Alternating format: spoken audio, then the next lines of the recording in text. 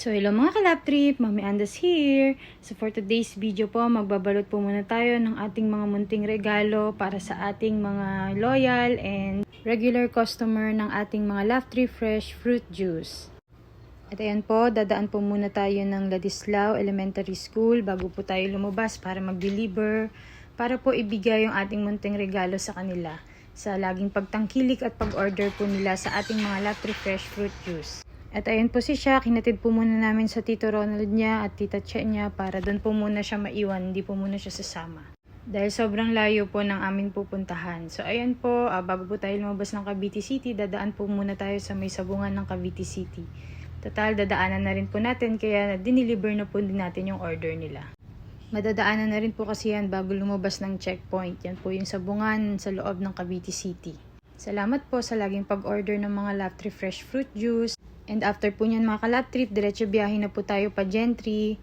Magdi-deliver din po tayo, papunta po tayo sa Chick ni Otit.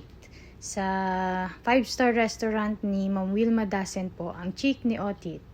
Ayun po, dadaanan na rin po natin yan bago kami pumunta sa pupuntahan namin.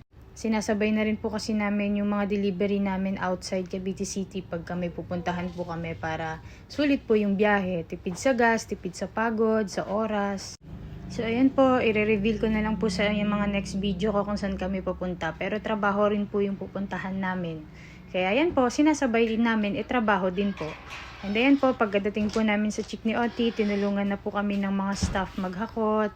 Napakababait din po ng mga staff dyan and very matulungin po talaga sila. Pati, lalo-lalo na po yung may-ari dyan. Shoutout po kay Ma'am Wilma Dasen. Thank you po sa 5 taong pagtitiwala at pagtangkilik po sa aming mga Love Tree Fresh Fruit Juice na talagang hindi kayo nagsasawa at napakababait po talaga niya nila. Thank you so much po sa inyo. So ayan mga kalap trip, at habang nagbababa po si Daddy Gilbert at mga staff ng juice, ako naman po is nagbabalot naman po ako ng pangregalo para sa Chick ni Otit. Ang munting regalo po mula sa aming puso na sa aming Love Tree Fresh Fruit Juice.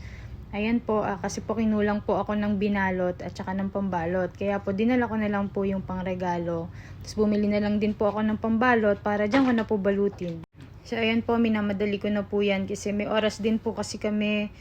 May client meeting po kami sa Quezon City pa, kaya po talaga madalian na po talaga lahat. Ayan po, nabalot ko na po at ready na po, mabibigay na po namin sa takdang oras. Pasensya na rin po sa balot ko, madalian na po yan.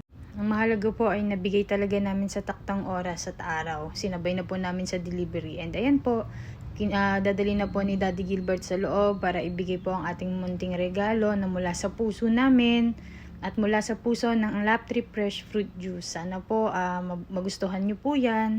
Yan po bilang pasasalamat po sa walang sawang pagtangkilik nyo sa aming produkto at malawak na pangunawaan nyo po sa tuwing po kami ay nagkakaroon ng aberya sa delivery. Maraming pong salamat talaga. At ayan po, dahil inabot na kami ng lunch after namin mag-deliver, bumili po muna si Daddy Gilbert ng pansit para makakain kami. At napadaan nga po kami sa masarap na bibingkahan, napabili na rin po kami para dahil sa mahabang biyahe nga po namin, kailangan makakain muna kami. And then yan, inabot na naman po kami ng traffic sa Kawit. After sa Noveleta, sa Kawit naman.